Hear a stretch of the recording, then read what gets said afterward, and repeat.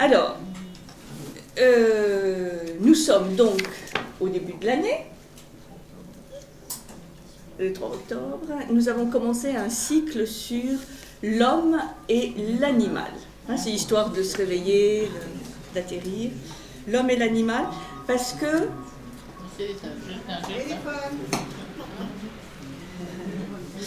Parce qu'en fait, la réflexion sur le statut de l'animal peut sembler au premier abord quelque chose d'assez marginal en philosophie. On s'intéresse à l'homme, on s'intéresse aux dieux, surtout à l'homme quand même. Et en fait, quand on étudie le sujet, on se rend compte que c'est pas un sujet si marginal que ça.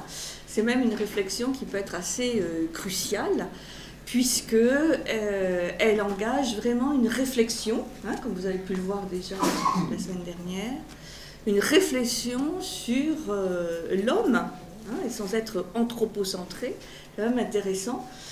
Cette relation entre l'homme et l'animal fait se poser beaucoup de questions sur qu'est-ce que l'homme en définitive, y a-t-il une spécificité humaine et quelle est-elle, hein? N'y a-t-il pas de spécificité et pourquoi, hein? Et c'est une question que je crois qu'on se posera pendant longtemps. C'est pour ça que ce thème m'a intéressée. Alors, qu'est-ce qu'on a vu? Je vais faire quand même, parce que je suis généreuse, faire un petit rappel de 5 minutes sur ce qu'on a vu la semaine dernière. On a vu, puisque ça va être chronologique, l'Antiquité, la période moderne et la période contemporaine, on a vu l'Antiquité. Et qu'est-ce qu'on a vu? Que, en fait, dans l'Antiquité, la vision de l'animal, et donc des relations entre l'homme et l'animal, elle est assez diversifiée, elle est assez plurielle.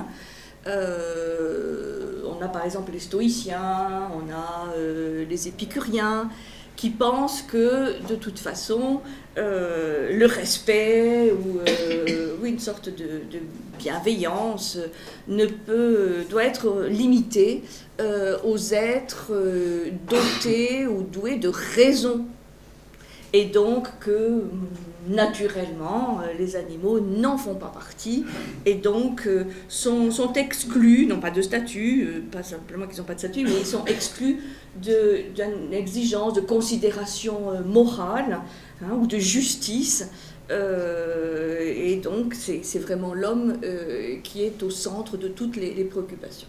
Et pourtant, dans l'Antiquité, on a vu qu'il y avait de très beaux défenseurs de la cause animale, et c'est intéressant d'étudier leurs textes parce que ce sont leurs arguments, peu ou prou, hein, qui sont repris aujourd'hui par les militants de la cause animale, les antispécistes. Enfin, ça revient vraiment en première ligne, dans une perspective aussi plus globale et plus politique, mais c'est intéressant d'étudier. Et voilà, pour ceux qui étaient là, je vous donnerai tous les textes si vous voulez.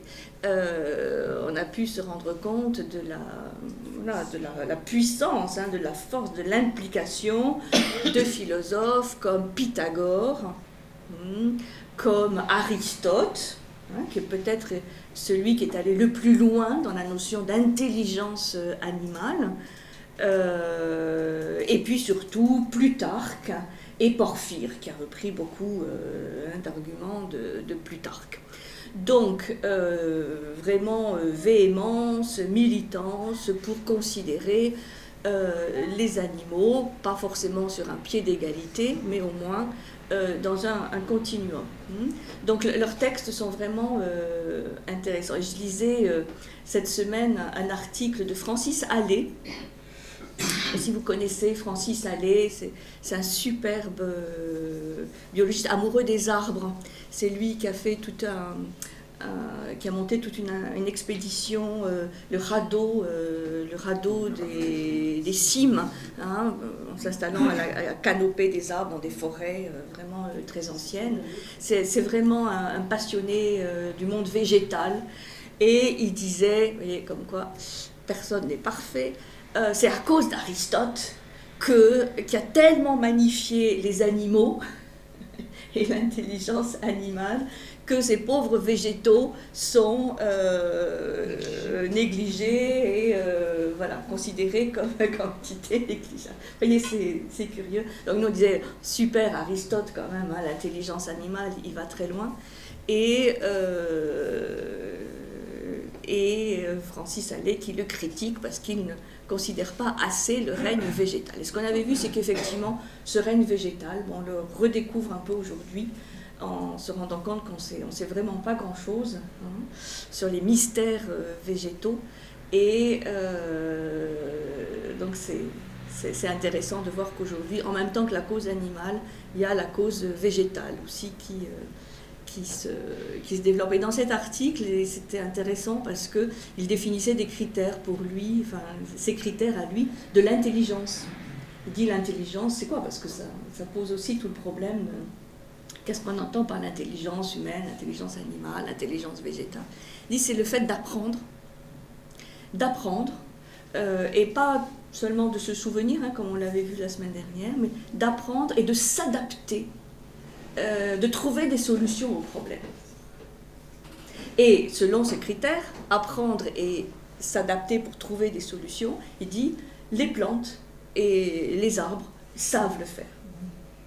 Donc, il n'y a aucune raison de ne pas parler d'intelligence végétale. Hein. Aujourd'hui, on redécouvre tout ce qui se passe hein, dans le monde souterrain, avec les champignons, enfin, tous ces transferts de communication, enfin, vraiment incroyables. C'est vrai qu'on peut parler d'intelligence végétale. Alors, y a-t-il une différence? Y a-t-il une gradation? Ça, c'est la grande question. Comment ça s'écrit, Allais, Francis Allais, H-A-2-L-E. Je vous conseille d'aller voir ce qu'il fait. C'est vraiment, c'est très très beau. Il a écrit plein de livres et puis il dessine. Hein, il dessine les arbres, il explique comment tout ça pousse, communique. Et le lien entre règne végétal et règne animal. Donc il y a tout un pan aujourd'hui de choses qu'on redécouvre en fait. Et qui sont tout à fait intéressantes. Alors, j'avais résumé en fin de séance dernière, là je le reprends, quels sont les principaux arguments de ces philosophes antiques grecs ou gréco-romains qui défendent les animaux. Il y en a plusieurs. Le fait qu'il existe une continuité d'évolution, hein, un continuum d'évolution entre animal et humain, une communauté hein, d'âme, d'esprit, de corps, comme on veut. En tout cas, une continuité, un vrai sentiment d'appartenance à une chaîne d'évolution qui unit tous les règnes. Et dans lequel, évidemment, même si ce n'est pas toujours dit, on peut intégrer le règne végétal. Il existe plus de points communs entre les hommes et les animaux que de différences. Donc c'est ça qu'ils mettent en avant, hein, tous ces points communs. Les animaux sont des êtres dotés de sensibilité et ils sont capables de souffrir. Merci André qui m'a envoyé un lien qui dit « Même les poissons souffrent ». Hein, voilà. Donc ils ont droit à notre respect et il faut surtout ne pas les faire souffrir inutilement. Autre argument, l'homme est coupable d'une violence inouïe envers ce qu'il juge inférieur. Et ce qu'il juge inférieur, bien souvent, c'est ce qu'il juge dénué de raison. Hein, c'est le critère, et qu'on va revoir largement aujourd'hui. Les animaux font preuve d'une intelligence qu'il s'agit de reconnaître et de respecter. Donc cette intelligence, comme dit Aristote, c'est la capacité d'apprentissage, c'est la capacité de mémoire, même s'il n'y a pas, en tout cas de ce qu'on sait aujourd'hui, à la différence de l'homme, la possibilité de se ressouvenir hein, à volonté. Voilà, la conscience du temps et le fait de dire, voilà, je vais me souvenir, ça c'est quelque chose qu'apparemment les animaux ne font pas. Mais on n'est plus sûr de rien aujourd'hui. Et donc, même s'il ne s'agit pas d'une raison pure ou d'une pensée pure, il raisonne quand même. hein, et certains animaux ont une intelligence parfois supérieure à celle de l'homme. Ça, c'est ce que disait Aristote. Pour un être qui souhaite se spiritualiser, consommer l'animal alourdit le corps et surtout l'âme. Donc ça, c'était les arguments de Porphyre, notamment, mais aussi déjà de Pythagore. Voilà, donc on a vu tous ces textes. Comme je disais, c'est probablement Aristote qui est allé le plus loin dans la défense de l'intelligence animale, et Porphyre et Plutarque qui ont eu les images les plus impactantes, hein, pour rappeler probablement hein, cette démesure et cette cruauté humaine qui dévore comme les cyclopes, hein, qui démembre et qui dévore ce qui était encore vivant. Bon. Voilà, alors, avant de passer à ce qu'on va voir aujourd'hui qui représente l'époque moderne, un petit détour par le Moyen-Âge quand même, parce que l'animal au Moyen-Âge, il a un statut assez particulier, un peu paradoxal. Et on ne peut pas non plus parler de Moyen-Âge comme un bloc, comme on le fait parfois pour l'Antiquité. C'est pluriel, c'est diversifié, aussi diversifié que le fut l'Antiquité.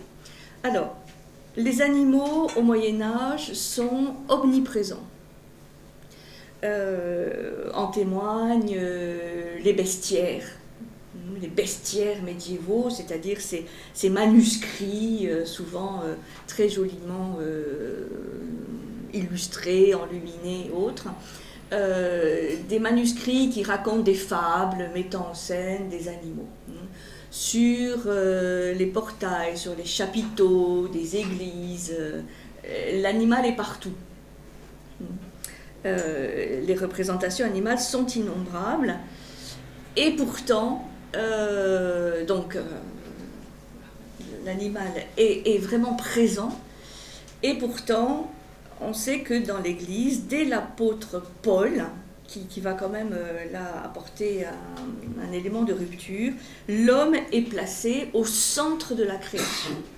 C'est l'homme qui est au centre de la création, et les bêtes, les animaux, sont souvent rapprochés des démons, comme par exemple le serpent, le serpent du péché originel qui est diabolisé. Et il est vrai que dans ces représentations médiévales, on a souvent soit des animaux réels, soit des animaux imaginaires, un peu mythologiques, des griffons, des monstres, des dragons, qui sont là quand même pour éduquer le peuple dans le sens de si vous vous comportez comme ces animaux, voilà ce qui vous attend. Et donc en général des visions infernales assez dures. Donc l'animal est quand même souvent diabolisé, et c'est pour ça qu'on dit de manière globale que le christianisme pense l'homme en dévalorisant les animaux. C'est-à-dire que l'art médiéval est quand même dans son immense majorité un art sacré, mais qui va refléter la relation privilégiée entre Dieu et l'homme, puisque l'homme est créé à l'image de Dieu, donc l'homme a une parcelle divine, et on dénie en général aux animaux le fait d'avoir cette âme divine. Donc c'est pour ça que voilà, il faut être plus nuancé, mais souvent, le christianisme a favorisé cette vision minorante de la conscience animale, et souvent accusé d'avoir imposé un certain dédain ou mépris vis-à-vis des animaux, et c'est pas faux. Alors, petite plongée dans notre époque, avant de revenir à une période plus ancienne. Au XXe siècle, et en fin du XXe siècle, il y a des prises de position ou des textes qui montrent que l'Église chrétienne, l'Église catholique, change son point de vue. J'ai noté qu'en 1978, dès son élection, Jean-Paul II condamne la violence envers, je cite, nos frères les plus petits, et prône les devoirs de l'homme, déclare que la protection animale est une éthique chrétienne. Vous voyez, donc c'est une prise de position officielle du pape, pour peut-être stopper des siècles disons, de négligence ou de maltraitance animale. Le pape François, donc là on est vraiment aujourd'hui, initie aussi un tournant majeur avec une encyclique qui s'appelle Loué sois-tu, en 2015, donc 2 ans après son élection, et il condamne l'anthropocentrisme déviant qui a déformé les évangiles. Et il fait de François d'Assise un modèle pour tous les hommes. Vous savez, François d'Assise, qui connaît le langage des oiseaux, des animaux, enfin, un nouvel Orphée. Et alors, je vais vous lire quand même, parce que moi je ne connaissais pas particulièrement, je trouvais que c'était intéressant. Dans cette encyclique, voilà ce que dit le pape François. Et quand même, par rapport au christianisme, en tout cas au catholicisme, il a quand même son poids. Jésus, dit-il, était loin des philosophies qui dépréciaient le corps, la matière et les choses de ce monde. Cependant, ces dualismes malsains en sont arrivés à avoir une influence importante chez certains penseurs chrétiens au long de l'histoire et ont défiguré l'Évangile. Dualisme malsain, évidemment, je pense qu'il fait référence à celui qu'on va voir aujourd'hui, qui est Descartes. Nous devons rejeter aujourd'hui avec force que du fait d'avoir été créés à l'image de Dieu et de la mission de dominer la terre, découle pour nous une domination absolue sur les autres créatures. Quand on lit dans l'Évangile que Jésus parle des oiseaux et dit qu'aucun d'eux n'est oublié au regard de Dieu, pourra-t-on encore les maltraiter ou leur faire du mal ? J'invite tous les chrétiens à expliciter cette dimension de leur conversion en permettant que la force et la lumière de la grâce reçue s'étendent aussi à leurs relations avec les autres créatures et suscitent cette fraternité sublime avec toute la création que saint François d'Assise a vécue d'une manière si lumineuse. Et c'est beau, oui, c'est beau, et en même temps, on peut considérer que vraiment ce texte, qu'on soit chrétien ou pas, marque un tournant. Marque un tournant vraiment dans la vision du christianisme, la vision officielle du christianisme. Donc, c'est intéressant parce qu'il reprend ce qu'on va voir tout à l'heure avec Kant. C'est-à-dire que dans l'éthique, si on doit faire preuve de bienveillance, de compassion, de fraternité avec ses concitoyens, avec les autres hommes, forcément, ça inclut aussi les animaux. Et que c'est une manière de vivre son devoir d'humain que de ne pas faire de différence fondamentale entre les animaux et les hommes. Donc voilà. Donc je trouvais intéressant de voir cette prise de position parce qu'elle est passée un peu inaperçue. Voilà. Donc maintenant on va revenir en arrière et on va donc se situer à la fin du Moyen-Âge. Donc on hérite de la période de l'Antiquité et du Moyen-Âge, et donc on peut dire que jusqu'au XVIe siècle, jusqu'au XVIe, la relation à l'animal est globalement déterminée par ce qu'on appelle souvent la vision judéo-chrétienne, où on intègre aussi un peu la vision antique, puisque les pères de l'Église étaient quand même nourris de culture antique. Et cette vision, eh bien, c'est la suprématie absolue de l'homme. Suprématie absolue de l'homme qui s'explique par la parenté de son âme avec le divin. Donc, vous pouvez noter, jusqu'au XVIe, c'est quand même la vision dominante. Sauf que, comme à chaque époque, il y en a qui prennent le contre-pied. Et un des exemples du contre-pied pris au XVIe siècle, c'est Montaigne. Montaigne. C'est en plein dans le XVIe siècle, et Michel de Montaigne va avoir tout un bestiaire à lui, qui est très surprenant, puisqu'il va nous parler de la pie mélancolique,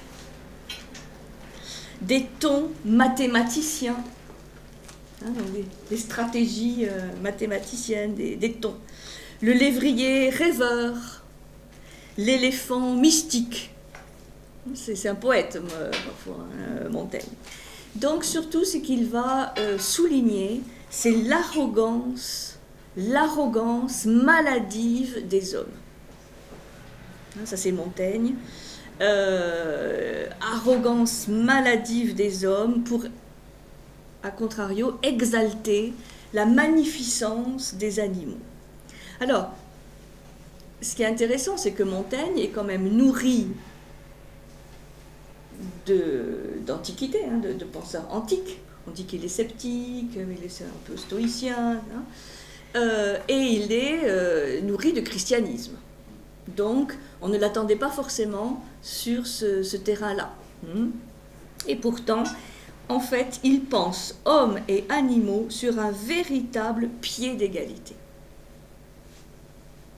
Donc, on va le rajouter à la liste de ceux qui défendent vraiment le statut animal. Véritable pied d'égalité, et il n'hésite pas à affirmer l'unité fondamentale de tout ce qui est sous le ciel. Vous voyez, il reprend l'argument antique d'un continuum, d'une unité de tout ce qui est sous le ciel, de tout ce qui est manifesté, créé. Lui-même assure qu'il y a bien souvent plus de différences entre les hommes eux-mêmes qu'entre les espèces animales et humaines. Ça aussi, c'est un argument qui reprend de l'Antiquité.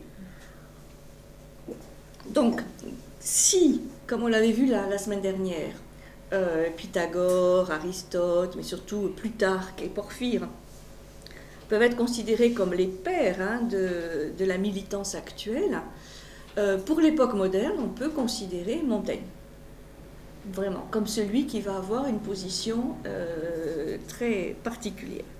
Et comme le père donc moderne, comme le père moderne des luttes actuelles. Kant, on verra, c'est très particulier, les arguments de Kant.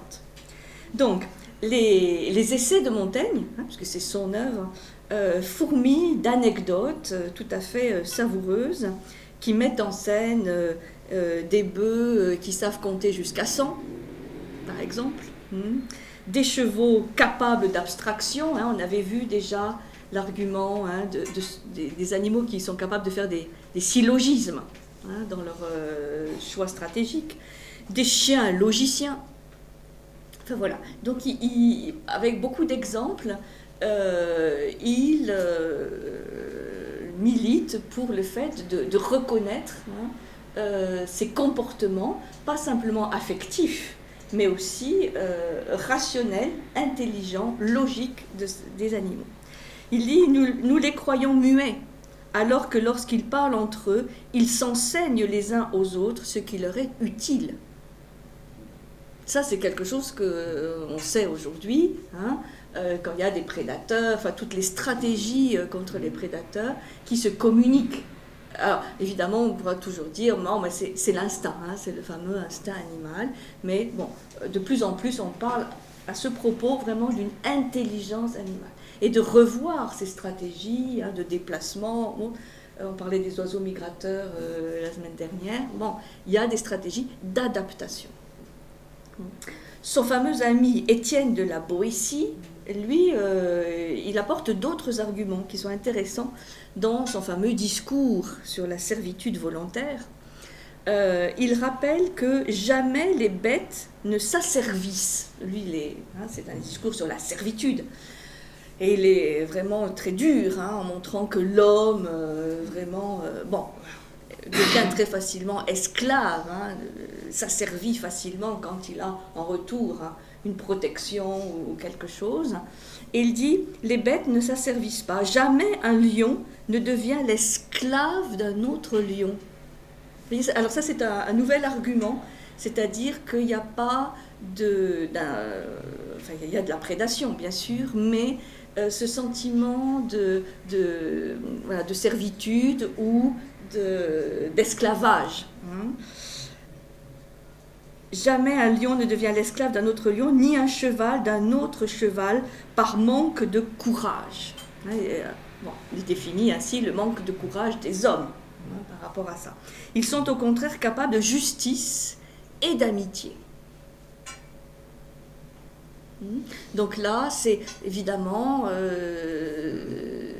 ça anticipe sur le fait, ce qu'on nous dira plus tard, sur la loi de la jungle, où les animaux cherchent qu'à survivre et donc ne sont pas capables de comportements de solidarité ou de bienveillance. À part le cas des mamans pour les petits, qui a toujours été évidemment un exemple. Donc, penser une véritable égalité, comme dit la Boétie, ça ne consiste pas non plus à prêter aux animaux plus qu'à l'homme. Il ne faut pas tomber dans l'extrême inverse, mais de les mettre vraiment sur un pied d'égalité. Les animaux ont en réalité tous les défauts qui sont aussi les nôtres. Donc il ne s'agit pas de magnifier, d'en rajouter. De même, s'ils ont des droits, ils ont également des devoirs envers les hommes qui leur sont apparentés. Donc, droits et devoirs. Alors c'est intéressant parce qu'aujourd'hui, on est en train de rédiger les chartes des droits des animaux. À l'époque de Montaigne, à Boétie, on pensait aussi aux devoirs. Et il existe entre eux une rigoureuse symétrie. C'est intéressant, je trouve, donc aux droits et devoirs des uns et des autres. On peut en conclure que l'homme n'est pas seulement un animal comme les autres, mais que l'animal est un homme comme les autres. Ça, c'est une nouvelle formule. Bon, on dirait c'est sophistique, mais l'animal est un homme comme les autres, c'est-à-dire on les met vraiment sur un pied d'égalité. Donc ça, c'est Montaigne. Alors, un petit passage de Montaigne.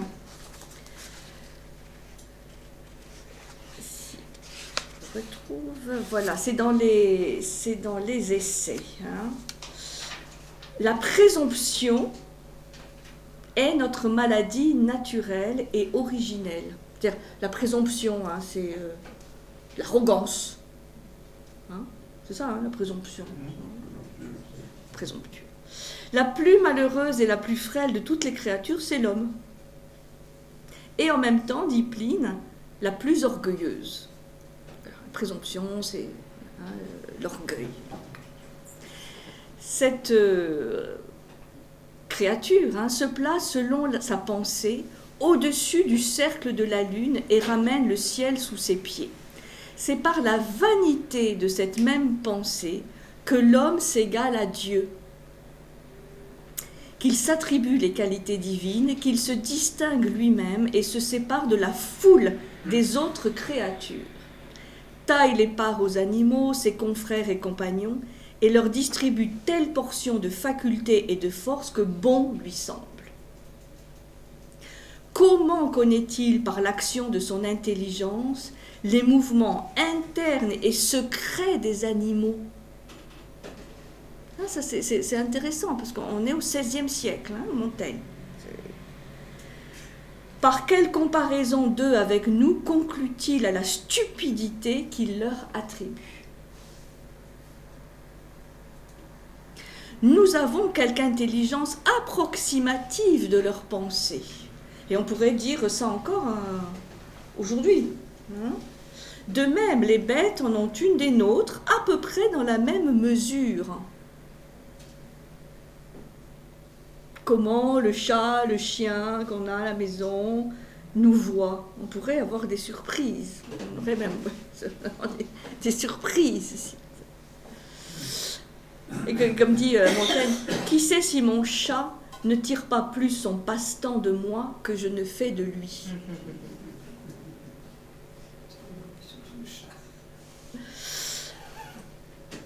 De même, les bêtes en ont une des nôtres, à peu près dans la même mesure. Elles nous flattent, nous menacent et nous sollicitent, et nous en faisons autant avec elles. Au demeurant, nous découvrons de manière très évidente qu'il y a entre elles une pleine et entière communication, et qu'elles se comprennent les unes les autres, non seulement celles de la même espèce, mais aussi celles qui sont d'espèces différentes. En certains aboiements du chien, le cheval reconnaît qu'il y a de la colère. De tels autres cris de cet animal, il ne s'effraie point. Chez les bêtes même qui n'ont pas de voix, d'après l'échange de services que nous voyons entre elles, nous concluons aisément qu'il y a quelque autre moyen réciproque de communication. Leurs mouvements expriment une pensée et exposent des idées. Mais il va loin. Hein ? Oui. Leurs mouvements expriment une pensée et exposent des idées. Voilà, alors tout le problème, c'est de savoir comment on définit la pensée, la raison, les idées. Vous voyez, c'est vraiment une question qui nous renvoie à la spécificité humaine. Ça renvoie à nous-mêmes. Et le comportement, et c'est ce que va dire Kant, le comportement vis-à-vis des animaux est révélateur d'un comportement qu'on a vis-à-vis de soi-même, vis-à-vis de son voisin, vis-à-vis des hommes. Ce qu'on s'autorise sur les animaux, on les autorise aussi sur l'homme. C'est la même vision. C'est intéressant à réfléchir. Donc, Montaigne, pionnier, hein, quand même, par rapport à une vision donc, qui va être balayée, oubliée par notre cher René, qui, comme on le disait la semaine dernière, était un homme intelligent. Hein? Malgré tout. Donc, voilà. On a un moment décisif, mais vraiment décisif, un tournant décisif qui va se situer entre le 16e et surtout le 17e avec Descartes. Donc là, on va passer un peu de temps sur Descartes parce que même si c'est pas très familier, il faut le connaître. Descartes va dénier toute âme spirituelle aux animaux et aussi toute sensibilité. Et sa théorie sur les animaux va durablement influencer, dominer la vision occidentale jusqu'à nos jours, y compris. Donc voilà, il va apporter vraiment. Alors vous allez voir, hein, on va étudier ces arguments. C'est vraiment incontournable. Il va développer, comme je l'avais déjà un peu expliqué la semaine dernière, il va développer le concept de l'animal-machine. L'animal-machine. Et dans quel ouvrage expose-t-il ce concept? Dans son discours de la méthode. Discours de la méthode, hein, on va expliquer la méthode avec les idées claires et précises, bien distinctes, vraiment, on l'avait étudié. Et évidemment, c'est un livre qui va bouleverser la philosophie, et c'est dans celui-là qu'on trouve le fameux cogito ergo sum, je pense donc je suis. C'est aussi dans ce discours de la méthode. Donc, c'est intéressant de voir que ce n'est pas un petit traité à part sur les animaux. Non, c'est au cœur de son discours de la méthode qui va fonder, après avoir fait table rase de tout ce qui l'a précédé, fonder une nouvelle vision de l'homme, de l'univers, de Dieu, etc. Et donc, cet animal-machine s'inscrit dans un processus scientifique plus large qui est d'expliquer la nature par les lois générales de la mécanique. Expliquer la nature, dont évidemment font partie les animaux, expliquer la nature par les lois générales de la mécanique. Alors, on va voir le texte, mais bon, j'en sors un peu déjà les éléments essentiels. Qu'est-ce qu'il nous dit? Que les animaux ne doivent leurs actions qu'aux impulsions reçues du monde extérieur. Exactement comme une boule de billard, voilà, qui est inerte, et puis qui va être mise en mouvement parce qu'on va la pousser, et qui va avoir une certaine inertie, jusqu'à ce qu'il y ait une autre impulsion, mais extérieure. Donc, les animaux ne bougent ou n'agissent que grâce à des impulsions reçues du monde extérieur. C'est par une réaction en chaîne jusqu'à leur cerveau qu'ils actionnent leurs membres. Mais une réaction en chaîne mécanique. Le métabolisme animal est composé de rouages, vous voyez les mots qu'il emploie, des rouages ou des engrenages, des rouages osseux et musculaires. Il est composé de fluides divers, de ressorts organiques qui sont actifs ou passifs. Et il est en fait équivalent au métabolisme d'une machine. C'est ça la théorie, le concept de l'animal-machine. Donc rouage, engrenage, ressort, exactement comme une horloge. C'est une image qu'il emploie, puisque l'horloge, elle a un horloger qui l'a conçu ou qui la répare, et le grand horloger, vous savez qui c'est. Donc, ces comportements, les comportements animaux, se définiraient par un ensemble d'automatismes sensoriels et de flux d'impressions, en fait, que l'animal subit. Alors, pourquoi refuse-t-il la pensée à l'animal? Pour lui, la pensée, et notamment je pense donc je suis, cette pensée tire son origine de l'âme, qui est, pour Descartes, spirituelle, immortelle.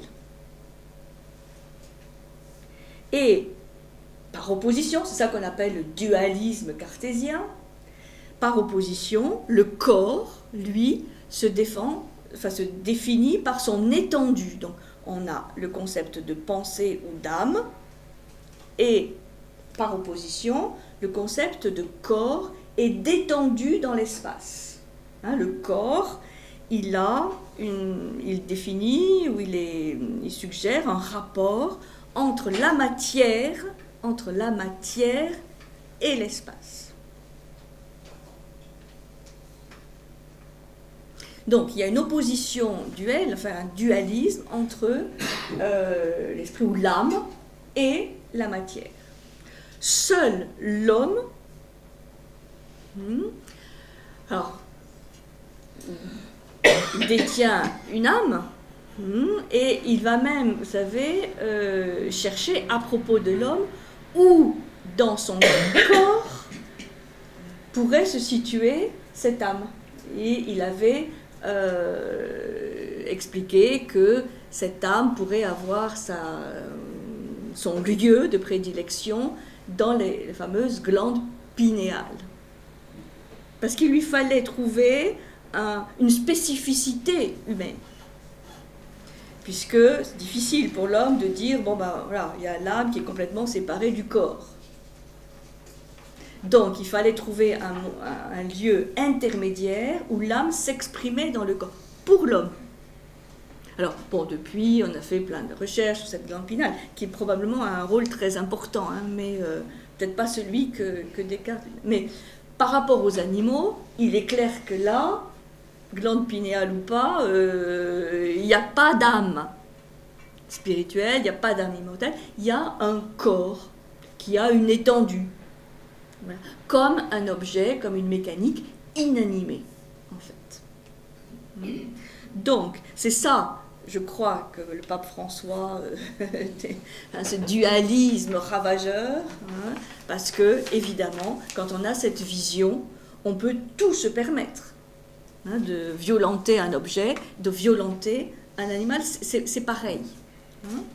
Donc, on a ce dualisme entre étendu, corps et pensée ou âme de l'autre, et il définit l'homme, seule créature, comme une substance dont toute l'essence ou la nature n'est que de pensée, et qui, pour naître, n'a besoin d'aucune chose matérielle.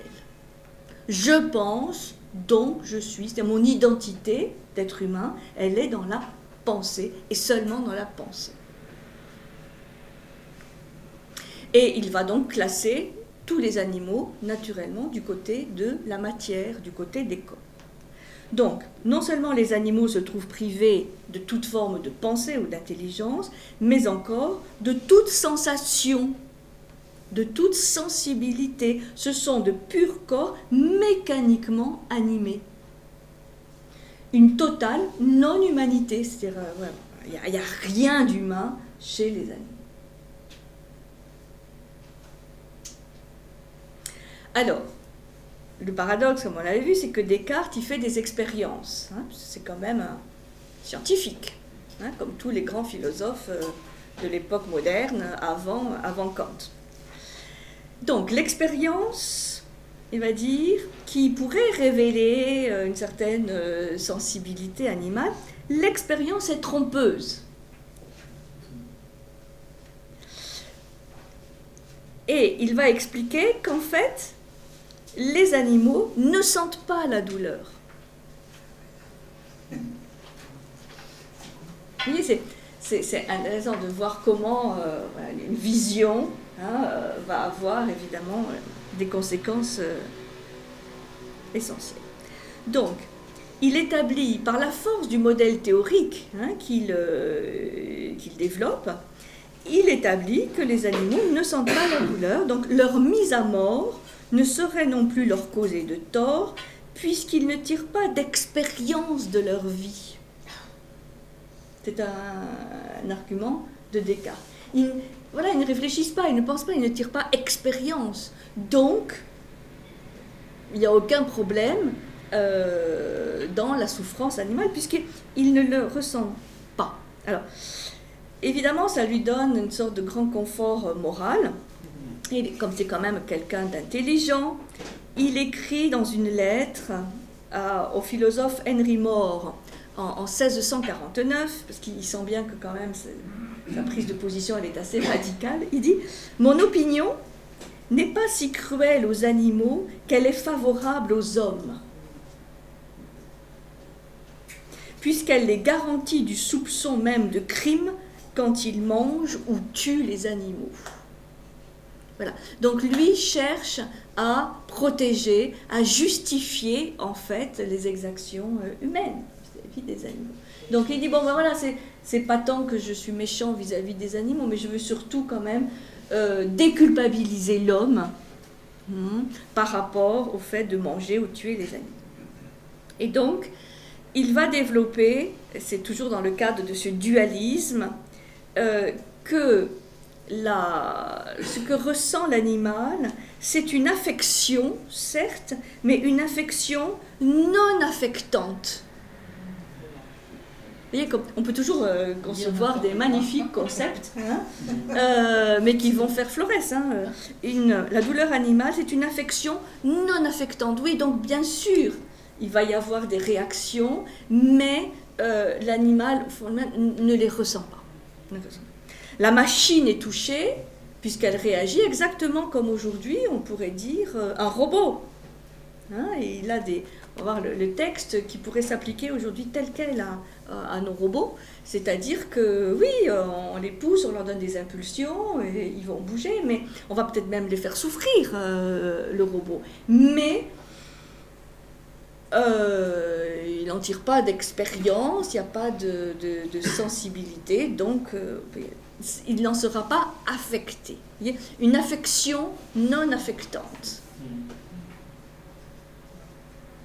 Ce qui est intéressant, c'est que on voit quand il y a une vision qui domine, une vision théorique puissante, hein, parce que quand même le je pense donc je suis, ça nous marque au fer rouge en Occident aujourd'hui.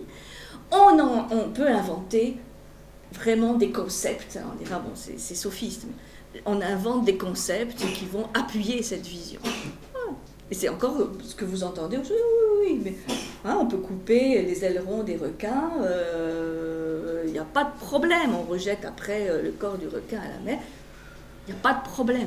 Hein, ou ce que je disais sur les lapins angora, ce n'est que très récemment que Zara, hein, la marque, a décidé d'arrêter cet élevage des lapins dont on enlevait la peau à vif, quoi, pour avoir un meilleur, et donc de meilleurs vêtements. Bon, on ne le sait pas, on achète du Zara, n'achetez plus de Zara, ça ils ne le font plus. Mais c'est récent, c'est récent, pour dire à quel point cette vision de Descartes, elle a vraiment imprimé les esprits. Donc, l'animal est un simple rouage, hein, d'une gigantesque machine. Il n'est qu'une sorte d'automate. Hein, vous savez qu'il a développé toute une théorie hein, sur les automates. Un automate certes sophistiqué, mais comme une horloge sophistiquée.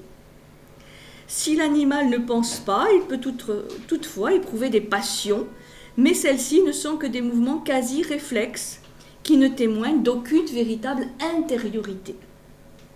Donc, une âme, oui, à la limite, peut-être, bon, sensitive, mais en tout cas pas pensante.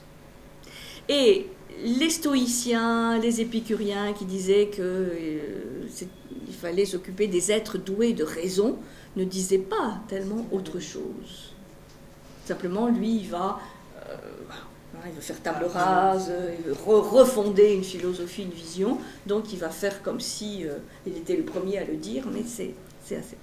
Et donc, je vais vous lire quand même. Vous êtes prêts? Le discours de la méthode, c'est pas quelque chose qu'on lit tous les jours, ou tous les soirs, avant de s'endormir, encore que ça pourrait soit vous empêcher complètement de dormir, soit vous plonger dans un sommeil. Alors, ça, c'est le discours de la méthode, 5e partie, 1637. Alors, je vais vous le lire parce que, quand même, je trouve ça intéressant d'être en contact avec le texte plutôt de lire les commentaires. Alors, et je m'étais ici particulièrement arrêtée à faire voir que s'il y avait de telles machines qui eussent les organes et la figure extérieure d'un singe ou de quelque autre animal sans raison, nous n'aurions aucun moyen pour reconnaître qu'elles ne seraient pas en tout de même nature que ces animaux. Donc, voilà, animal comme une machine, mais une machine à tête sympathique, de singe ou d'autre animal sans raison. Au lieu que s'il y en avait qui eussent la ressemblance de nos corps et imitassent autant nos actions que moralement il serait possible, nous aurions toujours deux moyens très certains pour reconnaître qu'elles ne seraient point pour cela de vrais hommes. Voilà, il dit, c'est simple, il y a deux manières de voir que ce ne sont pas des hommes, dont le premier est que jamais elles ne pourraient user de paroles ni d'autres signes en les composant comme nous faisons pour déclarer aux autres nos pensées. Voilà, donc ça c'est l'argument choc, pas de paroles, donc pas de langage, pas de voix, et ni d'autres signes en les composant. C'est cette capacité de composer des signes comme nous le faisons pour déclarer aux autres nos pensées. Et pendant très longtemps, on a considéré qu'effectivement, ce qui faisait la spécificité de l'homme, c'était le langage articulé et le fait de pouvoir, à partir de lettres, composer des mots, à partir des mots, composer des phrases qui ne sont pas toutes faites. Ça se perd. Le langage. Donc, ça c'est le premier critère. car on peut bien concevoir qu'une machine soit tellement faite qu'elle profère des paroles. Il était aussi visionnaire, hein, quelque part, parce que nos robots aujourd'hui, les robots qui parlent, il y en a. On peut bien concevoir qu'une machine soit tellement faite qu'elle profère des paroles, et même qu'elle en profère quelques-unes à propos des actions corporelles qui causeront quelques changements en ses organes, comme si on la touche en quelque endroit, qu'elle demande ce qu'on lui veut dire. Ça existe aujourd'hui, on touche un robot, mais qu'est-ce que tu veux? Qu'est-ce que vous voulez? Je ne sais pas s'il me tutoie ou il ne vous voit. Qu'elle demande ce qu'on lui veut dire. Et si on a un autre, qu'elle crie qu'on lui fait mal, et choses semblables.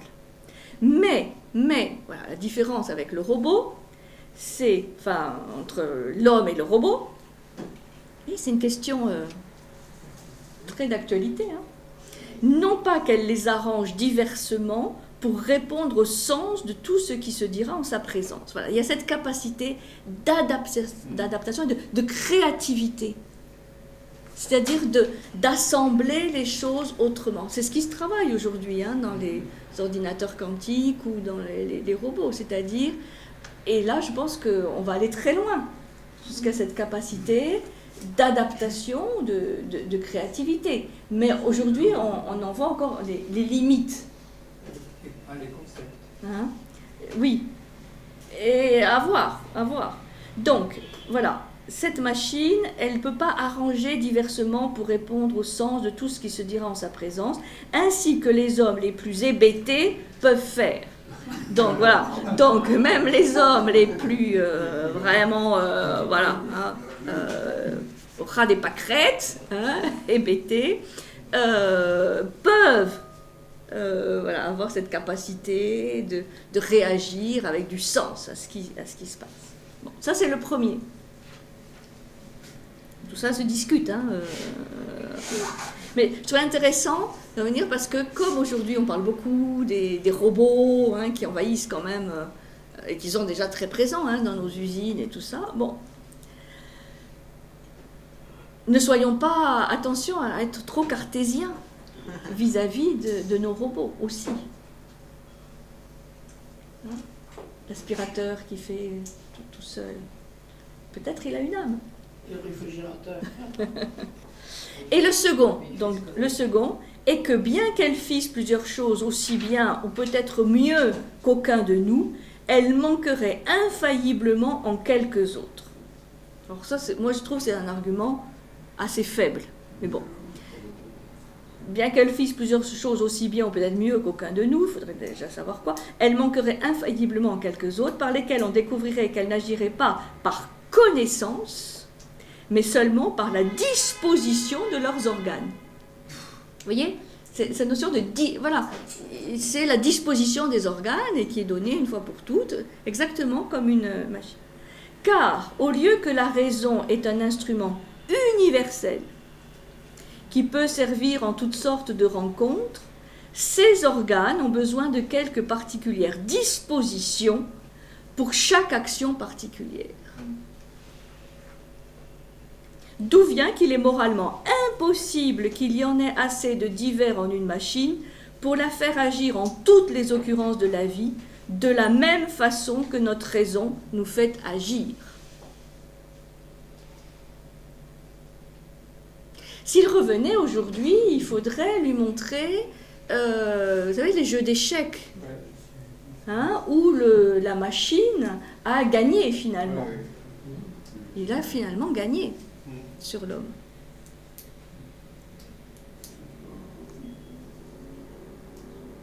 Vous voyez, ça fait réfléchir sur le statut de l'objet, de l'animal, de l'homme. Et souvent, ce qu'on disait, ce qui différencie quelque chose d'organique, c'est qu'il y a une capacité d'auto-réparation. Mais maintenant, on a des robots qui s'auto-organisent, qui s'auto-réparent.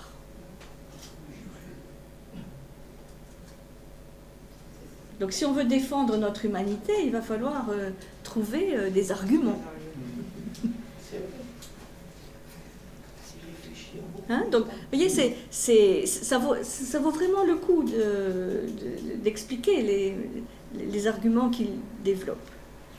Ceci ne témoigne pas seulement que les bêtes ont moins de raison que les hommes, mais qu'elles n'en ont point du tout. Voilà. Alors là, ça c'est clair, net, précis, ça, il aime bien ces idées claires et bien distinctes, donc elles n'en ont point du tout. Et on ne doit pas confondre les paroles avec les mouvements naturels qui témoignent les passions et peut être imités par des machines aussi bien que par les animaux. Ni penser comme quelques anciens, donc là il y a un petit coup vis-à-vis des anciens, que les bêtes parlent, bien que nous n'entendions pas leur langage. Car s'il c'était vrai, puisqu'elles ont plusieurs organes qui se rapportent aux nôtres, elles pourraient aussi bien se faire entendre à nous qu'à leurs semblables.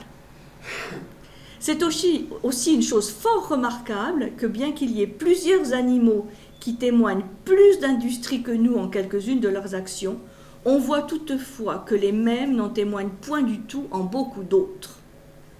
De façon que ceux qu'ils font mieux que nous ne prouvent pas qu'ils ont de l'esprit, car à ce compte ils en auraient plus qu'aucun de nous et feraient mieux en toute autre chose.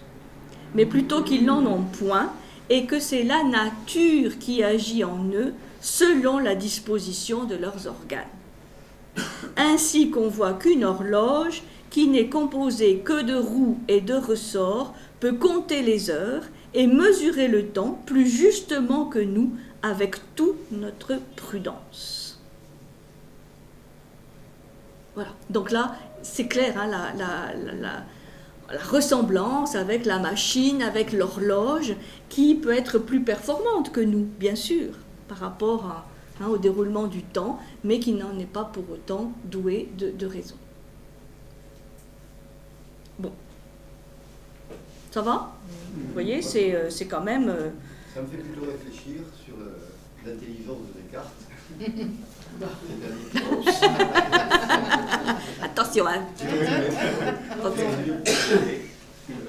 L'intelligence qui est complètement pervertie par les a priori que l'on a. Oui, Descartes avait un a priori, les animaux n'ont pas d'âme, n'ont pas de pensée, n'ont pas de... Il le démontre, hein. Il ne démontre rien du tout.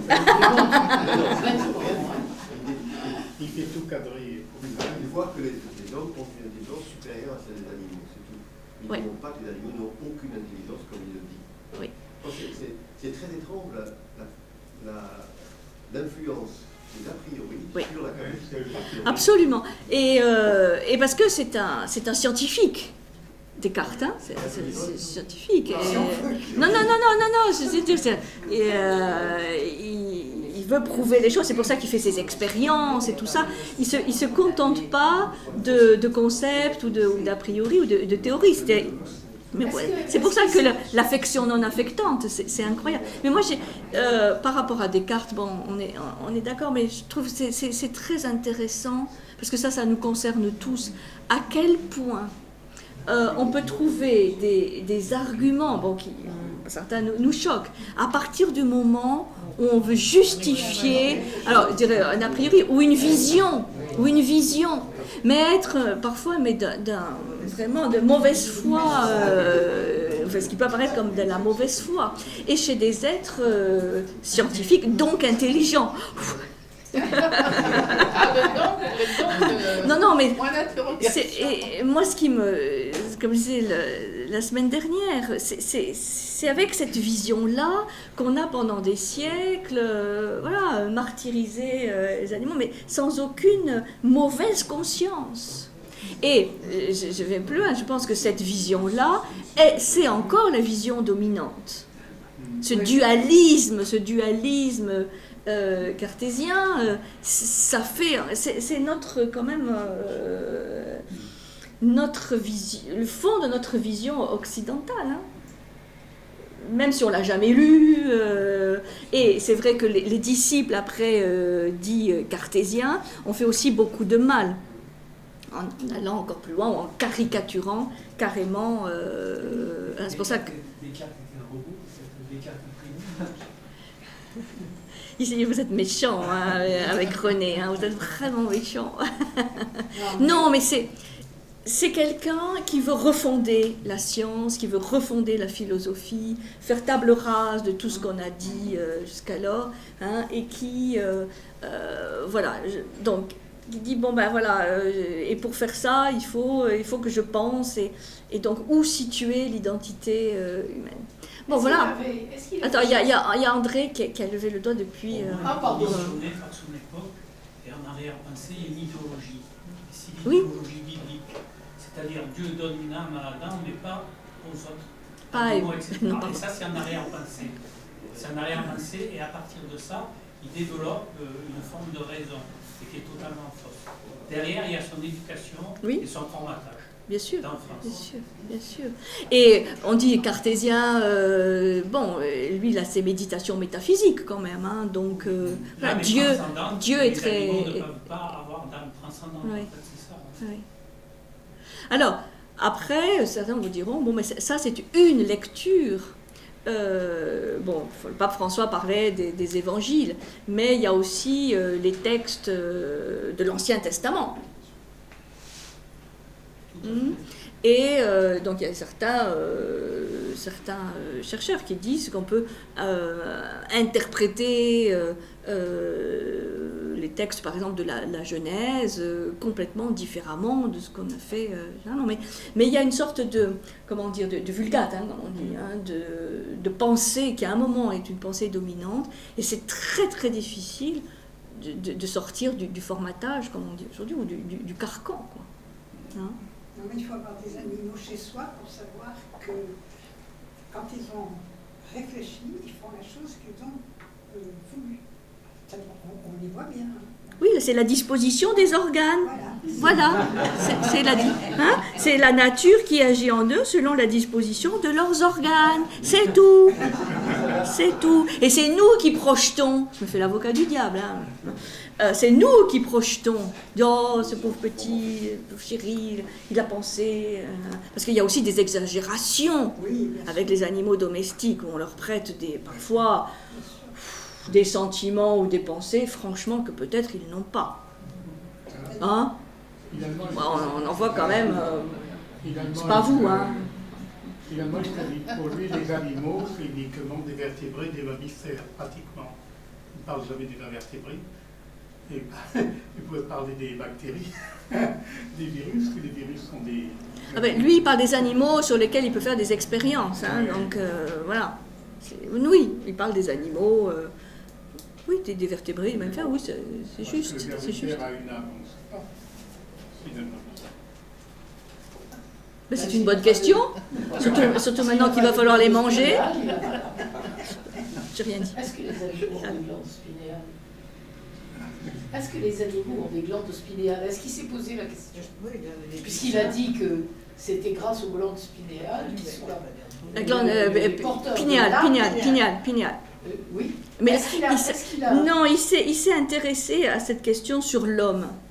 Et il a localisé cette glande en disant, bon voilà, c'est peut-être là qu'il y a la jonction. Parce que justement, on l'attaquait sur ce dualisme. Il dit, mais attendez, dualisme, oui, mais l'homme est une créature particulière. Parce que dans l'homme, il y a une accroche des deux, et cette accroche, elle se fait dans la glande pinéale. Bon. Et je pense que les animaux ont une glande pinéale aussi. Mais elle n'a pas forcément le même rôle. Alors il n'a pas parce qu'il a rien à... Non, mais il faut pas juger trop vite. Faut pas juger trop vite. Et surtout, ce qu'il faut voir, c'est que en Occident, bon ben voilà, il va imprimer vraiment sa vision sur toute la philosophie, et que ça va durer des siècles. C'est ça qui est intéressant. Pourquoi ça prend une telle ampleur? Parce que le système capitaliste, il vit là-dessus. Ah mais au XVIe siècle, le système capitaliste, il est quand même très embryonnaire. Hein. Oui, mais au fil des siècles, l'animal objet, oui. économique, c'est rentable. Oui. Et mais, tout le monde fermé oui, bien sûr. Après, ça justifie... après. Était-il vraiment sincère? Voulait-il se donner quand même un certain confort moral et le donner aux autres hommes? Ah, le confort moral. Oui. C'est quoi? C'est quoi, le confort moral?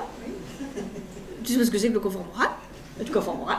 Et on parle souvent du confort parce qu'on est dans un canapé confortable et tout, mais ça c'est rien à côté du confort moral. C'est le fait de se conforter dans une vision du monde sans la remettre en cause, sans la confronter à ceux qui pensent le contraire, c'est-à-dire, voilà, on a sa vision et c'est le pire des conforts. C'est rien d'acheter un bon canapé, de s'endormir, non, le confort physique. Mais qu'est-ce qui sclérose l'être humain? C'est le confort moral. C'est le confort moral. Donc, est-il sincère ou préférait-il son confort moral? Moi, j'en sais rien. Je ne suis pas dans la tête de Descartes, mais c'est souvent les deux. Hein. C'est-à-dire, on est amené à penser ou à dire des choses plus par confort que par conviction, oui. C'est tellement plus facile. Ça, moi, là, on touche un sujet vraiment essentiel, hein, en tant qu'apprenti philosophe, le confort moral. Je pense que tous les jours, on peut être pris en de confort moral. De confort moral. Ah, mais moi, je ne viens pas à la conférence sur Descartes, parce que Descartes, j'aime pas. Oui, ok. Mais voilà, il faut se confronter justement parce que sinon, le pauvre Descartes, on l'assassine, alors que vous allez partout dans le monde, on dit qu'il y a le philosophe français que vous connaissez, ou Descartes. Personne ne l'a lu, hein, c'est comme Marx, personne ne l'a lu, mais dualisme cartésien, c'est terrible. Alors qu'en fait, il a essayé de... Bon, après, c'est vrai que à cette époque, quand il y a des paradoxes, bon, il y a Dieu, quoi. Donc voilà, c'est la grande... Oui, André, il a raison. Il a raison. Est-ce que ce ne serait pas tout simplement un pragmatisme, c'est-à-dire on veut arriver à la solution qu'on peut tuer des bêtes, les manger, etc. Et après, on cherche les raisons qui vont dans le résultat. Ça existe aussi. La gymnastique est inverse. Oui. On peut arriver là et on justifie. Absolument. Il y a aussi ça, bien sûr. Là, oui, l'idéologie techno-industrielle, comme on dit aujourd'hui, aux capitalistes, oui, c'est très bien faire ça. Hein, il faut continuer à faire fonctionner des usines dans les villes et tout ça, donc on va vous démontrer par A plus B que tout ça n'a rien de toxique. C'est quand même c'est hallucinant, hein, c'est-à-dire que bon, on revient à l'époque du nuage. Enfin, c'est pas pour défendre une vision, mais c'est quand même étonnant cette assurance de dire quand on ne sait pas. De ne pas dire on ne sait pas, mais dire vous en faites pas, c'est pas grave. Parce que il y a, oui, c'est grave parce qu'il y a des milliers d'usines sur le territoire français et voilà donc donc ça justifie après toute la suspicion. Enfin, c'est grave. Bon, on va faire la petite pause. Hein. Bon, alors, après Descartes, il y en a qui vont radicaliser même sa thèse en disant, alors là, ils vont évidemment encore plus loin, ils disent que c'est l'homme qui est aussi une machine. C'est-à-dire, un moyen de rapprocher l'homme de l'animal, d'enlever la différence entre l'homme et l'animal, c'est de dire que voilà, l'homme est comme un animal, et donc l'homme aussi est une machine. Hein. Là, oui, non, mais c'est pas grave. Alors, il y a, j'ai pas dit. C'est un certain Condillac. Condillac. Et il y a aussi la métrie, que les scientifiques connaissent bien. La métrie, Condillac, qui voilà, disent oui, Descartes a raison, mais c'est l'homme est aussi une machine. Bon. Alors, la métrie, ça s'écrit L-A, plus loin M-E-T-R-I-E. La métrie. Alors, venons-en à nos deux, maintenant, défenseurs de la cause, Rousseau et Kant, à qui il faut vraiment rendre justice, parce qu'ils vont condamner sans réserve la cruauté envers les animaux. Ce qui est vraiment intéressant, c'est que, il n'y a pas peut-être plus différent que Rousseau et Kant, au niveau de tempérament de l'homme. Et ils vont se retrouver là-dessus avec des arguments presque opposés. Donc c'est intéressant. Alors Rousseau, bon, vous connaissez un peu Jean-Jacques, Jacques-Jean. Lui, bon, musicien, grande sensibilité artistique. Et donc, il va recueillir les doléances de tous les opprimés et les oubliés de l'histoire. Donc, les pauvres, ceux qui sont opprimés par le système social, politique, et il va prendre tout naturellement la défense des animaux. Et c'est dans là aussi, son œuvre, une œuvre majeure, Émile, ou de l'éducation, donc dans son œuvre où il met beaucoup de ces principes éducatifs pour révolutionner l'éducation, Émile de l'éducation. Donc là non plus, c'est pas une œuvre mineure, qu'il va expliquer sa thèse. Donc, sa thèse, c'est de se demander quand même qu'est-ce qu'un homme, ou plus exactement, quelle est la part de l'humanité. Quelle est la part de l'humanité qui, en l'homme, impose le respect? Et qu'est-ce qui fait qu'en l'homme, il y a quelque chose qui nous interdit de maltraiter nos semblables? Et donc, il s'inscrit en faux par rapport à ce que disait Descartes. Il dit c'est pas du tout la raison, c'est pas du tout l'esprit, parce que ça peut justifier les pires ignominies. C'est en fait la sensibilité. C'est l'amour. Vous savez que Rousseau, il va faire une distinction entre l'amour et l'amour-propre. Il dit l'amour-propre, c'est ce qui renferme dans son ego, un peu le narcissisme, on s'aime, donc on est sensible à tout ce que l'on vit, mais c'est très égoïste, en tout cas très égocentré. Et puis il y a l'amour, qui, lui, au contraire, ouvre vers l'autre, ouvre à l'autre, et dit la sensibilité, c'est ça qui, dans l'homme, est la part de son humanité. C'est ça qui nous interdit de maltraiter ou d'être cruel envers l'autre. Et c'est cette sensibilité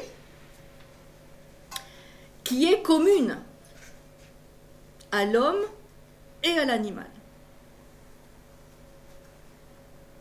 Donc, lui se place sur le terrain de la sensibilité, pas de l'intelligence ou de la raison. C'est pas comme Montaigne qui dit, voilà, c'est sur un pied d'égalité. Lui dit, évidemment, sur la raison, il y a différence, mais au niveau de la sensibilité, donc de cette capacité de ressentir, d'empathie, là, on est pareil.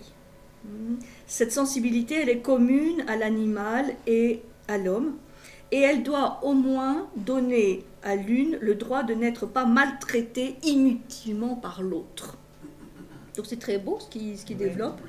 Là aussi, il y a la notion de réciprocité, c'est-à-dire, l'homme n'a pas le droit de maltraiter, mais à l'inverse, l'animal ne doit pas maltraiter l'homme non plus. Bon, donc, il y a la notion, chez Rousseau aussi, de la pitié. Seule la pitié est une vertu naturelle, en même temps que le fondement universel de toute moralité. Voilà. Et vous savez qu'il était très critique par rapport à l'état de société. Il dit, si l'homme veut garder sa part d'humanité, il faut qu'il cultive cette pitié. Alors, Bon, chacun met quelque chose un peu différent derrière le concept de pitié, mais prenons-le plus comme de la bienveillance, de la compassion. Hein. Mais il dit, c'est la pitié qui nous inspire une répugnance naturelle à voir périr ou souffrir notre semblable. Et notre semblable, c'est aussi l'animal.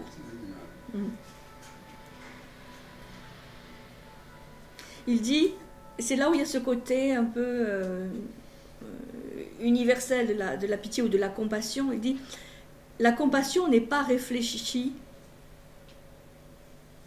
elle ne proportionne pas ses élans à la qualité supposée de ses objets. C'est-à-dire, on n'a pas à se poser la question de qui mérite la pitié ou la compassion.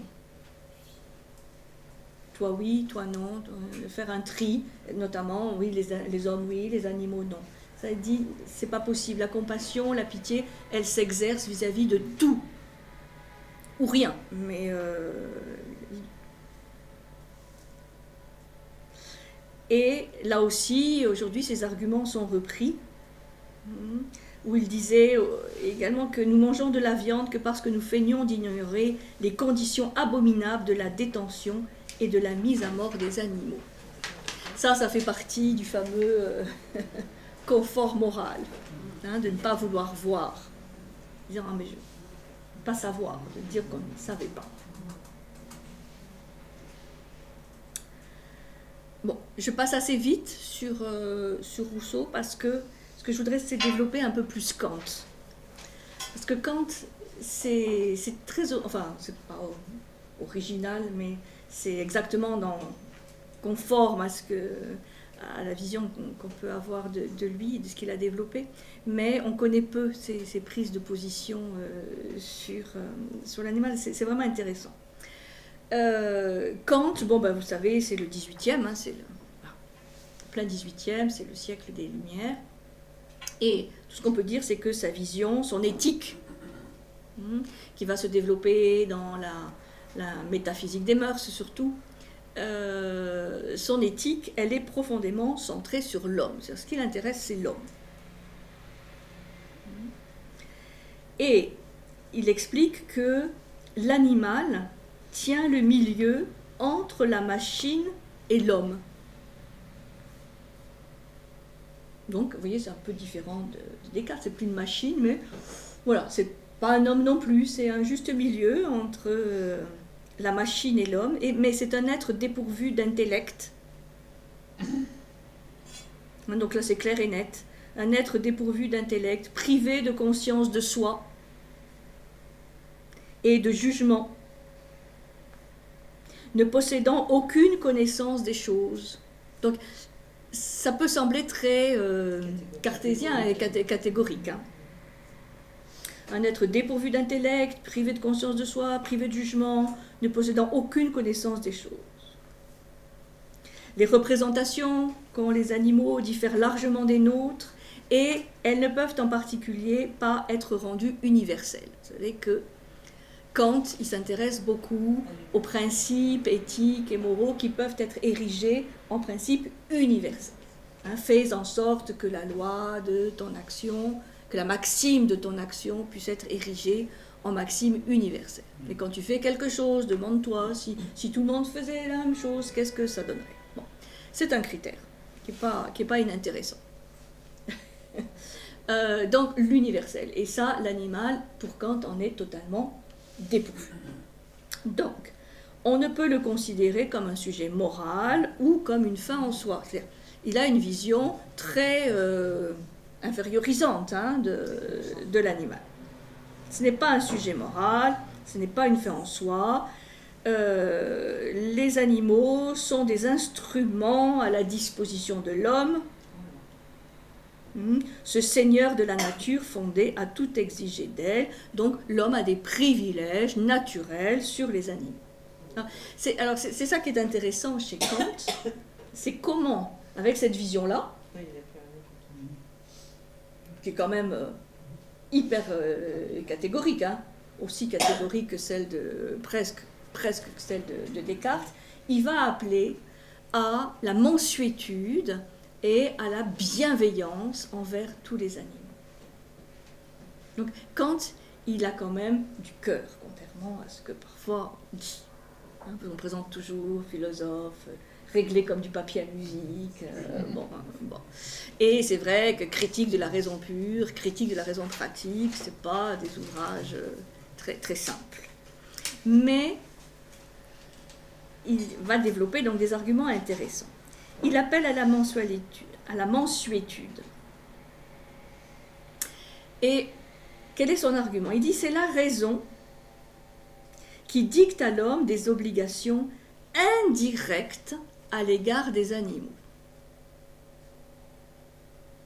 Pour lui, l'homme a un devoir, quand c'est quand même devoir, la notion de devoir, un devoir pas direct, mais indirect à l'égard des animaux, et donc indirect à l'égard de l'humanité. Donc, il y a un devoir direct de l'homme vis-à-vis de l'homme, devoir moral, les maximes, les impératifs, vous vous rappelez quand c'est les impératifs. Impératif hypothétique, condition suspensive, mais impératif catégorique. Tu dois. Tu dois parce que tu dois. C'est dans la loi de ton action que de faire cela, donc, et cette loi, elle est universelle. C'est assez proche de ce que les orientaux appellent le dharma, le svadharma, c'est-à-dire la loi d'action. La loi d'action. Donc on fait les choses par devoir, parce qu'on a cette perception aussi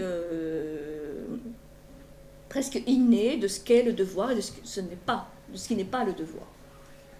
Donc il y a la volonté, c'est ça, Kant. Ce qui va fonder son éthique dans la métaphysique des mœurs. Les impératifs catégoriques. J'obéis à ma loi d'action. Et cette loi d'action, elle est une partie de la loi universelle, qui s'applique donc à tous les hommes. Donc j'ai un devoir direct envers l'humanité en tant qu'être humain. C'est son éthique vraiment profonde. Mais, par là même, il y a un devoir indirect envers l'humanité qui s'applique aux animaux. Pourquoi? Parce que l'animal est quand même milieu entre l'homme et la machine. Il est analogue. Voilà l'argument de Kant. Il est un analogone. Il est analogue à l'homme. Et donc, étant analogue, il y a un rapport d'analogie entre l'homme et l'animal, donc indirectement, il faut aussi faire preuve de bienveillance, de mansuétude et de ne pas faire souffrir. Vous voyez, ça fait partie de son éthique. Il va développer cette notion de devoir indirect qui est vraiment intéressant. Donc, l'impératif de se comporter humainement avec les autres espèces trouve sa source dans les obligations morales qui nous lient à nos semblables. L'analogie, c'est analogue, il y a un élément de similitude quand même. Parce que c'est un milieu. Vous voyez, sans considérer beaucoup les ressemblances ou les points communs entre l'homme et l'animal, quand même il arrive à des arguments assez proches. Par ce concept d'analogie. C'est la même parenté que chez les gens de l'Antiquité. C'est quoi la parenté? La parenté de destin, c'est quoi? Là, c'est un concept vraiment d'analogie. Il n'y a pas la notion dynamique d'un continuum d'évolution. Ça, non. Pas chez Kant. Les choses sont plus statiques. Il n'y a pas cette vision qu'on a vue chez les Grecs. Mais il y a quand même ce concept d'analogie. Kant, c'est vraiment un homme de pensée, de concept. Donc c'est pas dans le temps, mais dans l'espace, oui. Donc, par contre, tout ça a des limites. Si le sort de l'humanité est en jeu, il n'est plus question de voir l'homme en l'animal, et l'animal doit redevenir à la merci de l'homme. Vous voyez? Donc, l'analogie, oui, Mais il y a des limites. Il y a des limites à l'analogie. Hein, si l'humanité doit survivre, doit être en état d'urgence, bon, ben là, elle peut redevenir prédatrice. Donc, ce qui est intéressant chez Kant, bon, c'est que son souci n'est pas l'animal, mais l'homme. Il se demande voilà, comment doit se comporter l'homme vis-à-vis de l'animal. Et lorsque... Bon, il dit bien qu'avec les animaux domestiques, on peut avoir quand même un rapport privilégié, mais lorsque les animaux cessent d'être pensés en fonction de l'homme, bon, bah, ils sont immédiatement reconduits à leur animalité, on va dire, et redeviennent quantité négligeable.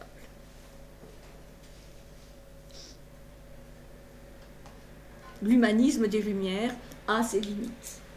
Mais quand même, vous voyez, c'est intéressant, indirectement, d'arriver à cette notion de droit. C'est-à-dire que l'homme prouve son humanité s'il est capable de traiter, quand même, en tout cas dans les circonstances ordinaires, l'animal comme il traiterait son compatriote.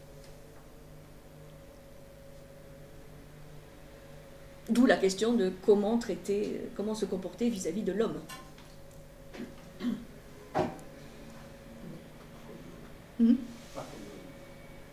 Pas comme l'homme.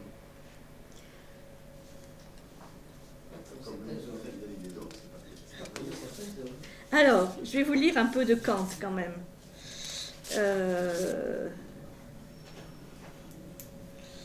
Kant. Ça va, vous tenez le coup? Hein? On a vu. On peut déjà juger du cœur d'un homme au traitement qu'il réserve aux animaux. Ça aussi, hein, il va quand même développer des arguments qui sont intéressants aujourd'hui. Alors, voilà comment il développe son argument. Les animaux n'ont pas conscience d'eux-mêmes et ne sont par conséquent que des moyens en vue d'une fin. Bon, c'est clair que pour Kant, la fin, c'est l'homme.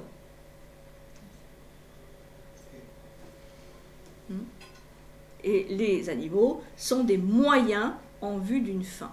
Et vous rappelez la maxime aussi, considère l'être humain jamais comme un moyen, mais toujours comme une fin.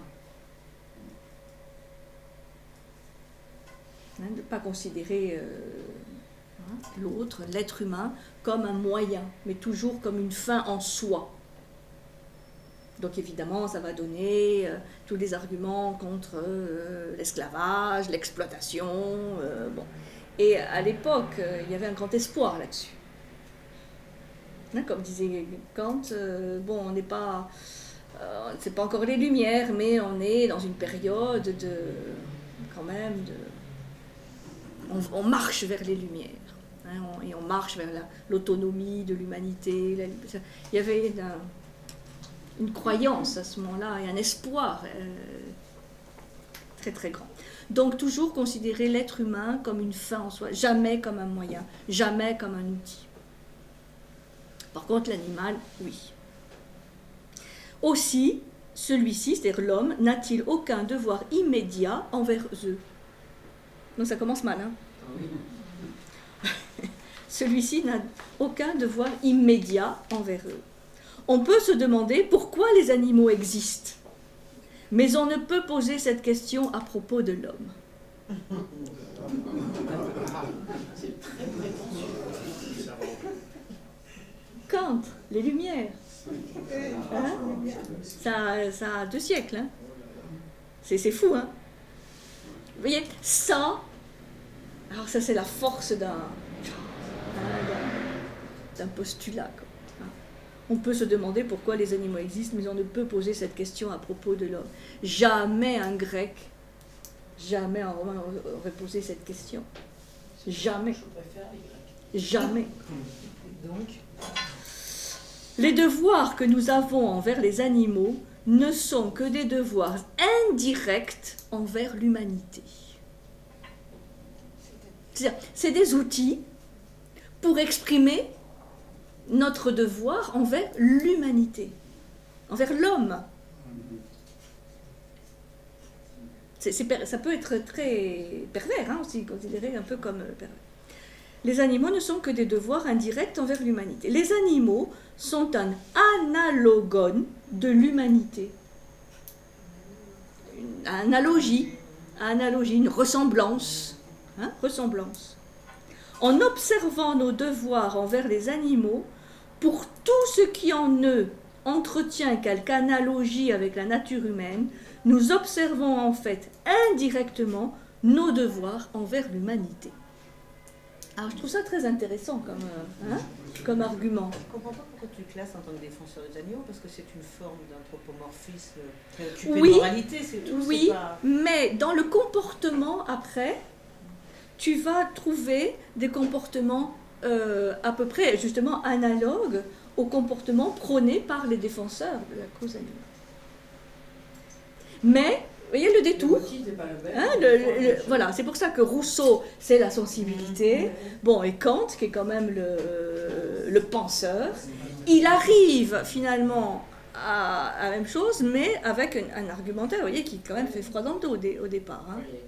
Donc, c'est pour ça que les comportements, il faut toujours remonter à la représentation, parce qu'en fait, on peut avoir des comportements assez proches, avec des visions très différentes. Bon. Donc, en observant nos devoirs envers les animaux, pour tout ce qui en eux entretient quelque analogie avec la nature humaine, nous observons indirectement nos devoirs envers l'humanité. Le chien qui a longuement et fidèlement servi son maître nous offre un exemple de ceci. Par analogie avec le service humain, on dira que ce chien mérite récompense, que s'il devient trop vieux pour servir son maître, celui-ci devra tout de même le garder à sa charge jusqu'à ce qu'il meure. Cela favorise l'accomplissement de nos devoirs envers l'humanité, d'après lesquels nous aurions été tenus à une telle action. Donc, être homme, c'est accomplir le devoir moral direct et indirect envers l'humanité. Quand les actions des animaux offrent une analogie, il revient, avec les actions humaines et paraissent découler des mêmes principes, nous avons donc des devoirs envers ces êtres. En tant que par là, nous favorisons l'accomplissement des devoirs correspondants que nous avons envers l'humanité. Alors bien sûr, on va dire, on ne le fait pas pour l'animal, on le fait pour soi. Bon, pourquoi pas? C'est peut-être mieux que de ne pas avoir ce principe éthique, non? Qu'est-ce que vous en pensez? Hein? C'est mieux. Celui qui abat son chien, parce qu'il ne lui est plus d'aucune utilité et ne lui rapporte même pas ce qu'il lui faut pour le nourrir, n'enfreint pas en vérité le devoir qu'il a envers son chien, puisque celui-ci est incapable de jugement, mais il commet un acte qui heurte en lui le sentiment d'humanité et l'affabilité bienveillante auquel il lui faut pourtant donner suite en vertu des devoirs qu'il a envers l'humanité. Donc, c'est pas, vous voyez, il ne commet pas un acte, il n'a aucun devoir envers le chien. Voilà. Il a un devoir envers l'humanité. Et envers cette partie analogue dans le chien, qui est chez l'homme. Devoir indirect. C'est pas mal. Ça va l'air de vous convaincre beaucoup. Bon. Alors, on va plus loin. S'il ne veut pas étouffer en lui ses qualités, il doit d'ores et déjà faire preuve de bonté de cœur à l'égard des animaux. C'est le service minimum.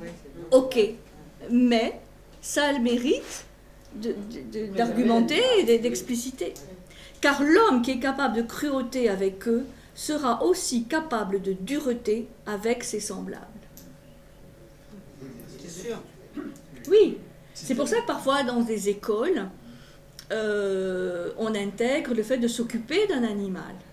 Parce que, de quoi se rend-on compte? C'est que l'enfant peut être très cruel avec il est cruel avec l'animal. Hein, le nombre de pattes de sauterelles, les mouches et tout ça, oui.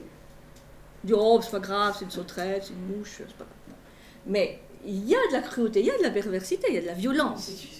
Et chez l'homme et donc chez l'enfant. Donc, le fait de développer cette bonté de cœur à l'égard de l'animal peut ensuite, par analogie,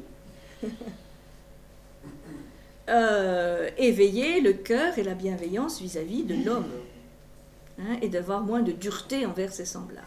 On peut déjà juger du cœur d'un homme au traitement qu'il réserve aux animaux. Et ça, moi, je trouve ça, c'est beau, ça. Donc, à la limite, qu'on le fasse pour le chien ou pour soi, l'important, c'est de le faire.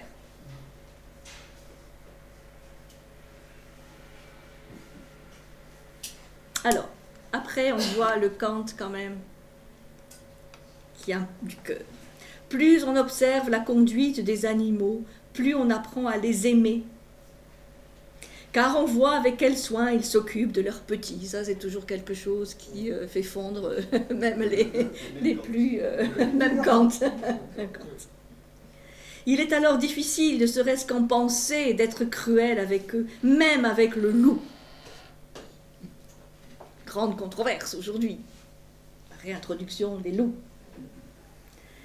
Leibniz s'est par exemple servi d'un petit ver qu'il voulait observer, après quoi il le remit avec sa feuille dans l'arbre où il l'avait pris, afin qu'il ne subisse aucun tort à cause de lui. C'est pas beau ça? Ça c'est incroyable. Kant, qui parlant de Leibniz avec son ver. Et ces gens quand même avaient du cœur. Il aurait été désolé de détruire sans raison une telle créature. Ceci dit, sur Leibniz, je le crois volontiers. Cette mansuétude envers les animaux ne peut que s'étendre par la suite aux hommes eux-mêmes. Alors ça, vous savez, il y a quand même des personnes qui préfèrent les animaux,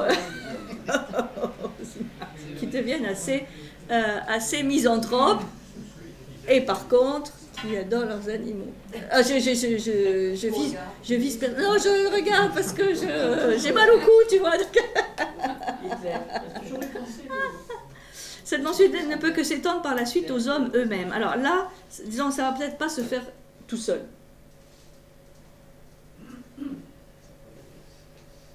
Les anatomistes qui se servent d'animaux vivants pour leurs expériences agissent de façon cruelle. Mais c'est pour un bon motif. Et oui, ça c'est ce que vous entendez tout le temps. Oui, mais ces expériences, oui, ok, on fait souffrir les animaux, mais c'est pour l'homme. C'est pour faire des expériences pour pas que l'homme soit ensuite soit protégé. Comme les animaux peuvent être considérés comme des instruments à la disposition de l'homme, cette pratique est justifiée, contrairement à la cruauté qui n'a d'autre motif que le jeu. Donc là, il y a ce distinguo qu'on entend encore aujourd'hui. Oui, mais dans quelle finalité, hein? Laïka, la chienne qu'on a envoyée. Ah oui. Oui. Donc il y a des pratiques de cruauté, enfin, ou de violence, de souffrance qui sont justifiées et d'autres non. Un maître qui tue son âne ou son chien parce qu'il ne lui rapporte même plus ce qu'il en coûte pour les nourrir est en réalité un esprit très petit. Nos devoirs envers les animaux sont donc des devoirs indirects envers l'humanité. Voilà, il résume, hein, il est gentil, il nous résume sa pensée. Nos devoirs envers les animaux sont des devoirs indirects envers l'humanité. Bon, c'est intéressant, je trouve. Parce qu'on parle toujours des impératifs, catégories et maximes, qui s'adressent à l'homme. Mais, donc ça, c'est dans Leçon d'éthique d'Emmanuel Kant. Qui a fait cesser le jugement des animaux? Alors, oui, ça c'est un autre sujet. Au Moyen-Âge, vous savez que, bon, l'animal n'ayant pas de statut particulier, et pourtant, il y avait des procès, moins que vis-à-vis des hommes, mais quand même, il y avait des animaux dont on a fait les procès, notamment des procès en sorcellerie. Et il y a des animaux qui ont été tués suite au procès qu'on leur a fait. Donc ça, c'est tout le paradoxe. C'est-à-dire, on lui dénie tout, mais par contre, le fait d'être jugé, oui. Non, parce que le plus amusant, le plus triste, c'est la fameuse truie. Truie, oui. Qui, pendant que ses maîtres faisaient quelque chose dans la grange, on peut imaginer quoi, a mangé ses petits. Et donc elle a été jugée, condamnée dans des conditions pendues, brûlées vives. Oui. Oui, parce que là, ça touche aussi, vous voyez comment il dit, c'est touchant, voir les animaux qui s'occupent de leurs petits. Voilà. Et donc, on ne supporte pas un animal qui n'ait pas un comportement d'affection vis-à-vis de ça. Ça, c'est choquant, disons, pour l'homme. À quel moment ça s'est arrêté? Je ne sais plus. Je sais que, il me semble que Victor Hugo, dans Notre-Dame de Paris, parle de ces procès en sorcellerie d'animaux. Il y a ce fameux exemple de procès de la truie. Bon, il n'y en a pas eu beaucoup, des procès animaux, mais dans les lacs avec les anguilles, c'était aussi amusant. Il y avait la partie où on pouvait pêcher, la partie où on ne pouvait pas pêcher. Alors les pêcheurs avaient une idée, puis les défenseurs des anguilles en avaient une autre. Ah oui, moi je ne connais pas l'histoire des anguilles. Mais... Excuse-moi, c'est tiré de l'éthique? Non, leçon d'éthique. Leçon au pluriel, leçon d'éthique de Kant. Donc voilà, je trouvais intéressant vous voyez, parfois c'est dans des œuvres vraiment majeures des philosophes, parfois c'est dans d'autres traités, mais ça occupe une place quand même. Ça occupe une place non négligeable. Cette cruauté, elle n'est pas seulement religieuse. Dans les pays primitifs, je l'ai vu, on lapide des ânes qui se sont mal comportés. C'est dans la nature humaine, en fait. Après, c'est relayé par de la religion, mais ça peut être tout à fait un comportement primitif. Qui se sont mal comportés. Alors, voilà, après, c'est les... Le chariot, etc. Mais lapider par 10-15 personnes, c'est une punition pour l'animal. On lapide bien des femmes. Mais oui, il faut voir aussi la raison. La raison, c'est comme le sacrifice expiatoire ou du bouc émissaire, notamment en Grèce, qui était développé. C'est-à-dire, on charge aussi un animal de tous les maux du village, ou on considère que celui-ci, par son comportement, est chargé déjà de tous ses vices, et donc en le tuant, on purifie, disons, c'est un sacrifice propitiatoire, on purifie voilà. Donc ça fait une victime, mais au profit, voilà. Donc il faut toujours comprendre pourquoi. Mais il y a toujours une raison. Il y a toujours une raison. Après, là, ce que Kant vraiment met en évidence, c'est la cruauté gratuite.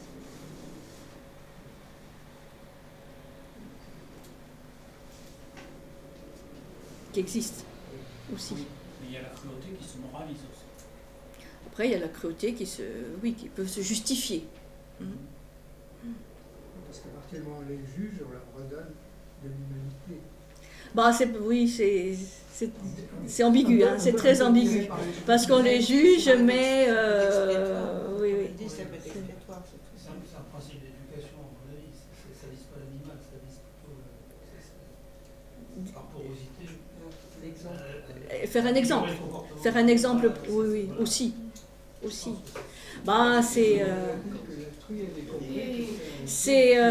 Oui.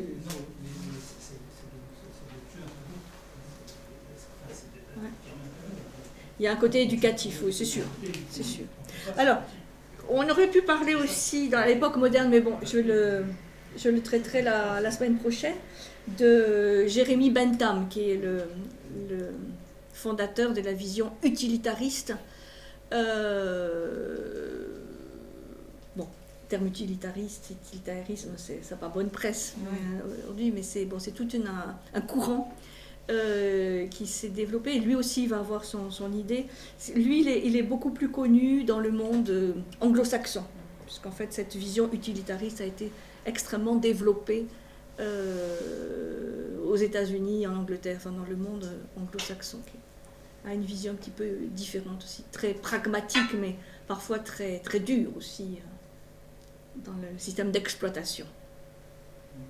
Et c'est lui qui est à l'origine de toutes les idées de Peter Singer, l'Australien qui a redéveloppé toute la Bible de la cause animale, mais pas de façon ambiguë.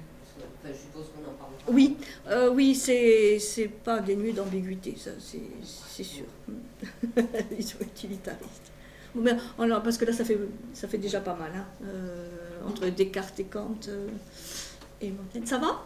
Oui. Hein, donc tout ça, ça fait réfléchir. Hein, de voir son petit chien différemment.